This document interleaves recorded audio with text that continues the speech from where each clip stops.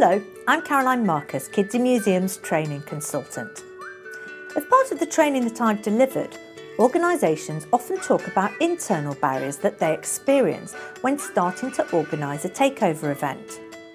These include staff time, how to recruit groups, funding and advocacy. So let's look at these more closely. Firstly, staff time. As I mentioned in the external issues section, time can also be an issue for your partner. It's important to start thinking about your event as early as possible. We announce the dates in early January each year, but do keep in mind that you can choose your own date if ours don't work for you or your partner organisation, and you'll still receive all the same support from Kids in Museums. In the next section, we'll explore the different types of takeovers you can do, but we're not prescriptive about the size or scope of your takeover. If it's not possible for your whole organisation to be taken over, think about starting small with a pilot project and then building up. If you look at our downloadable case study examples, you'll see how other organisations have scaled their events by partnering with other cultural organisations, working with a very small group, or even enabling one person to take over an aspect of the organisation. You don't have to do something new. It could be something that you're already doing, but that you want to improve, finding a creative solution to a real situation. Think about how you might evaluate the day with your participants and your partners so that you can then advocate for your own project. And please do share these results with us, as it will help Kids in Museums to build up a national picture.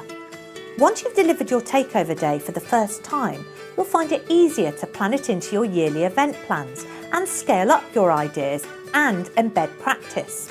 The idea is to eventually embed takeovers into your regular programming. But don't forget to register your events with us every year. Digital takeovers are also a great way to take over on a smaller scale. You can read more about our yearly digital takeover event on our site and also download digitally related resources. Here are a few examples. At the Museum of the Order of St John, young people matched emojis to objects and paintings. At Bristol Museum, young people created selfies based on objects. The Mary Rose Twitter 2017 takeover gave young people the opportunity to generate CV material, to gain new followers and retweets as far as Japan and Crete. So how can you recruit groups?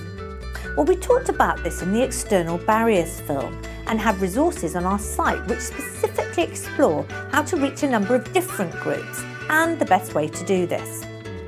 Funding. We've created some advice which you'll find in our resource section about funding that you or your partner organisation can apply for. It's possible, for example, to fund transport costs and refreshments. Don't forget that offering refreshments is a great way to attract young people, especially during or after a long day at school. Some funds might be accessible to your partners rather than your organisation, and we have guidance about this in our resources section. Regarding advocacy, often particular teams, staff or volunteers are responsible for working with children and young people.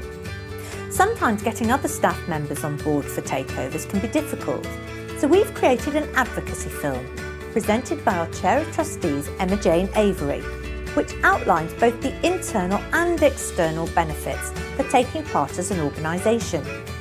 You can share this with your colleagues, including senior management, and encourage them to take part. You can also watch a case study film about how other organisations have overcome internal barriers. Many thanks for watching.